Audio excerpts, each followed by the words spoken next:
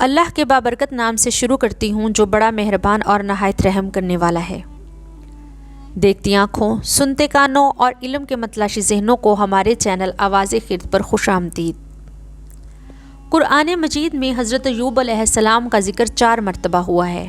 آپ علیہ السلام کا سلسلہ نسب حضرت ابراہیم علیہ السلام اور حضرت نوح علیہ السلام سے ملتا ہے۔ آپ علیہ السلام کی والدہ حضرت لوط علیہ السلام کی آل میں سے تھی۔ حضرت ایوب علیہ السلام شام کی مشہور و معروف سرزمین جابیہ پر تشریف لائے۔ اللہ رب العزت نے آپ علیہ السلام کو عہدہ نبوت سے سرفراز کیا تاکہ آپ علیہ السلام اس سرزمین کے لوگوں کو بت پرستی سے نکال کر خدا پرستی اور عدل و انصاف کی طرف لے آئیں۔ آپ علیہ السلام نے 17 سال تک اس علاقے کے لوگوں کو توحید کی دعوت دی، لیکن 3 افراد کے علاوہ کوئی بھی ایمان نہ لایا۔ ان کی صاحب ایمان اور مہربان زوجہ کا نام رحمہ تھا، جنہوں نے انتہائی سخت حالات میں بھی آپ علیہ السلام کا ساتھ نہ چھوڑا۔ اگرچہ حضرت ایوب علیہ السلام اپنی قوم کو راہ راست پہ نہ لا سکے، مگر ان کے صبر و استقامت اور خود سازی نے ہمیشہ تاریخ میں انسانوں کو صبر و استقامت کا درس دیا ہے۔ حضرت ایوب علیہ السلام کے پاس بہت سے مویشی، بھیڑ، بکریاں، گائے اور اونٹ تھے۔ بہت سے کھیت اور باغات، شتربان اور نوکر چاکر تھے۔ آپ علیہ السلام کی کافی اولاد بھی تھی۔ وہ نعمتوں کا شکر بجا لاتے، عبادات میں مشغول رہتے، حقوق اللہ کے ساتھ ساتھ حقوق العباد بھی ادا کرتے۔ آپ علیہ السلام یتیموں کو مہمان بناتے۔ خلاصہ کلام یہ ہے کہ آپ علیہ السلام کے پاس مادی و معنوی نعمتوں کی فراوانی تھی۔ ابلیس کو حضرت ایوب علیہ السلام سے حسد ہوا تو اللہ کی بارگاہ میں عرض کرنے لگا کہ ایوب صرف نعمتوں کی فراوانی کی وجہ سے شکر بجا لاتا ہے۔ اگر آپ یہ نعمتیں واپس لے لیں تو ایوب شکر بجا نہیں لائے گا۔ آپ امتحان کے لیے مجھے اس کی دنیا پر مسلط کر دیں۔ اللہ رب العزت نے اس لیے کہ حق کے راہیوں کے لیے سند ہو، شیطان کو اجازت دے دی۔ اس نے آپ علیہ السلام کے تمام اموال و اولاد یکے بعد دیگرے نابود کر دیے، لیکن یہ دردناک حادثات آپ علیہ السلام کے شکر بجا لانے میں کمی لانے میں ناکام رہے۔ آپ علیہ السلام نے ابرو تک خم نہیں کیے، بلکہ سجدے میں سر رکھ کے اللہ رب العزت کی بارگاہ میں عرض کیا کہ اے خدا، اے شب و روز کے خالق، میں دنیا میں برہنہ بھیجا گیا تھا اور تیرے پاس بھی برہنہ ہی واپس آؤں گا۔ پروردگار، یہ سب تو نے ہی مجھے دیا تھا اور اب تو نے ہی واپس لے لیا ہے، بس میں تیری رضا پہ راضی ہوں۔ آخرکار شیطان نے اللہ تعالیٰ سے خواہش کی کہ وہ حضرت ایوب علیہ السلام کے جسم پر مسلط ہو اور ان کے لیے شدید بیماریوں کا باعث بنے۔ اللہ رب العزت نے اسے اجازت دے دی۔ ابلیس نے آپ علیہ السلام کو اس قدر مریض کیا اور اتنے زخم لگائے کہ وہ اپنی جگہ سے ہلنے کی طاقت نہیں رکھتے تھے۔ البتہ ان بیماریوں کی وجہ سے ان کی عقل اور قوت ادراک میں ذرہ برابر بھی خلل واقع نہیں ہوا۔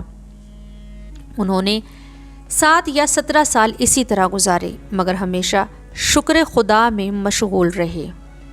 ان کی 4 بیویاں تھیں، 3 انہیں چھوڑ کر چلی گئی، مگر ایک بیوی رحمہ ان کی وفادار رہیں۔ حضرت ایوب علیہ السلام نے بڑی جرت اور انتہائی صبر و شکر کے ساتھ وہ دن گزارے۔ وہ نہ ہی دل میں، نہ ہی سوچ میں، نہ ہی ظاہری اور نہ ہی باطنی طور پر اور نہ ہی زبان پر حرف شکایت لائے۔ ان کی بیوی رحمہ بھی ان معاملات میں قدم بقدم اپنے شوہر کے ساتھ رہی اور حضرت ایوب علیہ السلام کی تیمارداری کا فریضہ انجام دیتی رہی۔ ابلیس ملعون جس بھی راستے سے وارد ہوا، حضرت ایوب علیہ السلام کو فریب نہ دے سکا، بلکہ اس نے دیکھا کہ وہ سخت مصائب کے باوجود شکر خدا بجا لاتے رہے۔ اس نے بلند آواز سے اپنے تمام بچوں کو بلایا۔ جب سارے شیطان ابلیس کے پاس جمع ہو گئے، ابلیس کو مغموم دیکھا تو پوچھا کہ تم اتنے غمگین کیوں ہو؟ اس نے کہا، اس عبد ایوب علیہ السلام نے مجھے تھکا دیا ہے۔ میں نے اس کے اموال کو اور اولاد کو نابود کر دیا، اس کو شدید مریض بنا دیا، مگر پھر بھی اس کو گمراہ نہیں کر سکا۔ میں تو تھک چکا ہوں، تم لوگ کوئی راستہ بتاؤ۔ اولاد ابلیس نے کہا، اپنے پرانے ہتھ کنڈے اپناؤ۔ اس نے کہا کہ آزما چکا ہوں، سب بے سود ہیں۔ اولاد ابلیس نے کہا کہ تم نے آدم علیہ السلام کو کیسے دام فریب میں لیا تھا؟ اس نے کہا اس کی زوجہ کے ذریعے۔ اولاد ابلیس نے کہا کہ اس کی بھی زوجہ کو ہتھیار بناؤ۔ اس نے کہا سچ کہتے ہو، یہی بہترین راستہ ہے۔ اس نے ایسا ہی کیا اور ایک انجان آدمی کی شکل میں رحمہ سے ملا اور حضرت ایوب علیہ السلام کا حال دریافت کیا۔ رحمہ نے کہا کہ وہ مصائب اور مشکلات میں گرفتار ہیں۔ اس نے رحمہ کو وسوسوں میں مبتلا کر دیا کہ وہ بے تاب ہو گئیں۔ ابلیس نے ایک بکری کا بچہ اس کو دیا اور کہا کہ اللہ کی بجائے میرا نام لے کے ذبح کرو اور پکا کے ایوب علیہ السلام کو کھلاؤ۔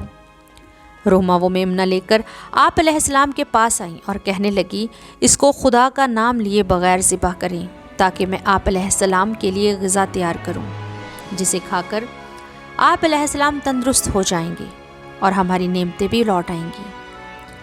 حضرت ایوب علیہ السلام نے کہا کہ افسوس ہے تم پر، دشمن خدا تم کو گمراہ کرنا چاہتا ہے اور تم اس کے دام میں پھنس گئی ہو۔ ہمیں تمام اموال اور اولاد کس نے دیے؟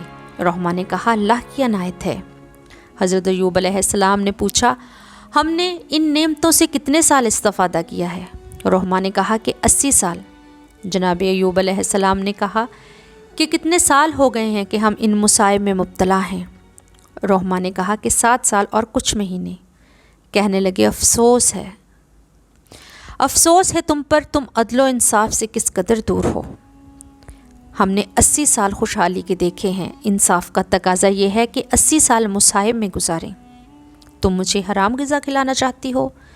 دور ہو جاؤ میری نظروں سے، تمہیں آج کے بعد نہ دیکھوں۔ آپ علیہ السلام نے ابلیس کا سارا منصوبہ ناکام کر دیا۔ جب حضرت ایوب علیہ السلام تنہا رہ گئے اور کھانے کو بھی کوئی چیز موجود نہ رہی تو اللہ سے التجا کی کہ پروردگار مجھے بیماری نے آ لیا ہے اور تو بہترین رحم کرنے والا ہے۔ آپ علیہ السلام کی دعا مستجاب ہوئی اور اللہ نے اپنی رحمت کے دروازے کھول دیے۔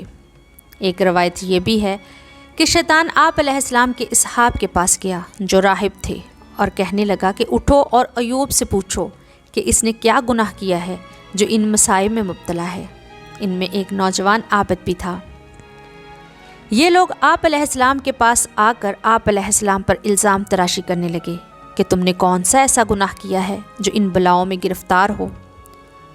ان لوگوں نے آپ علیہ السلام کو زبان سے زخم لگائے اور آپ علیہ السلام کی سرزنش کی۔ حضرت ایوب علیہ السلام نے کہا کہ خدا کی عزت کی قسم میں نے ایک لقمہ بھی کسی فقیر یا یتیم کے بغیر نہیں کھایا۔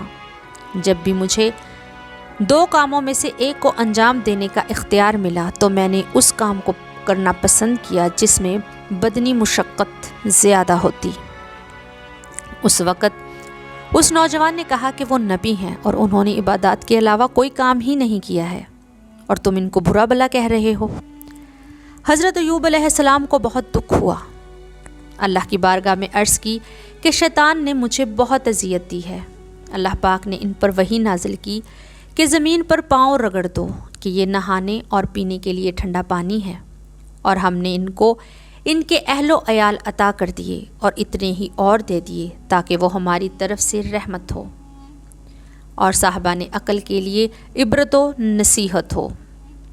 آپ علیہ السلام کی شان میں ارشاد ہوتا ہے کہ ہم نے ایوب علیہ السلام کو صابر پایا، وہ بہترین بندہ اور ہماری طرف رجوع کرنے والا ہے۔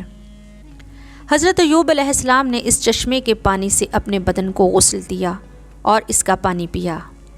ان سے تمام مصیبتیں ٹل گئیں۔ پھر وہ تمام اموال، اولاد، زراعت اور مال مویشی جو ان سے چھن چکے تھے اذن خدا سے انہیں واپس مل گئے، بلکہ اللہ رب العزت نے پہلے سے بھی بہتر عطا کیے۔